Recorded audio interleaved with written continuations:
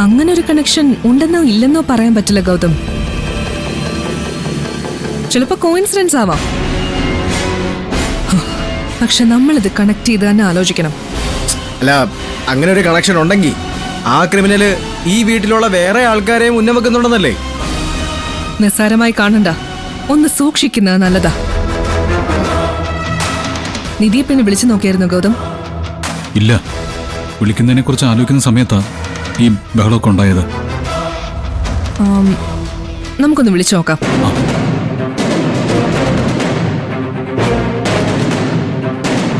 മായ, ഇപ്പൊ നിധിയുടെ phone ring ചെയ്യുന്നുണ്ട്. ഓക്കെ, സ്പീക്കറിലിട്. ആരെങ്കിലും അറ്റൻഡ് ചെയ്യാൻ നോക്കാലോ.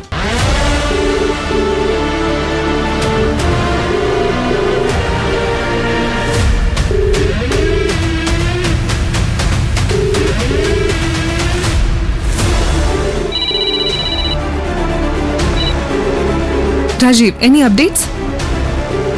ആണോ? My God.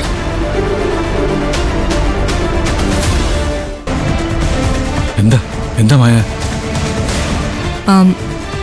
പോസിറ്റീവ് ആയിട്ടുള്ളൊരു ന്യൂസ് ഉണ്ട്. നിധിയുടെ ഫോണിന്റെ ലൊക്കേഷൻ ട്രേസ് ചെയ്തിട്ടുണ്ട്. എവിടെയാ മായ ലൊക്കേഷൻ കാണിക്കുന്നത്? അതൊരു ഷോക്കിംഗ് ഇൻഫർമേഷൻ ആയിരുന്നു. നിധിയുടെ ഫോണിന്റെ ലൊക്കേഷൻ കാണിക്കുന്നത് ഈ വീട്ടിൽ തന്നെയാ.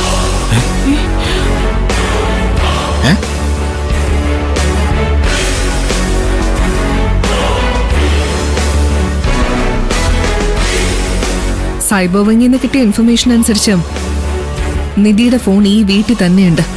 അതെങ്ങനെ? അമ്പലത്തിൽ പോകുന്ന വഴിക്ക് വഴി നിന്നുകൊണ്ട് നിധി എന്നെ വിളിച്ചതല്ലേ? ആ ഫോൺ പിന്നെ എങ്ങനെ ഈ വീട്ടിൽ വരും? അതെ, നിധിമോൾ എന്നെ വിളിച്ചിരുന്നു. അപ്പോ അമ്പലത്തിൽ എത്താറായിന്ന എന്നോട് പറഞ്ഞത്. എന്തൊക്കെയാ മാഡം ഇത്? ഒന്നും മനസ്സിലാവുന്നില്ലല്ലോ. സൈബർ വിങ്ങിന് അങ്ങനെ മിസ്റ്റേക്ക് പറ്റില്ല.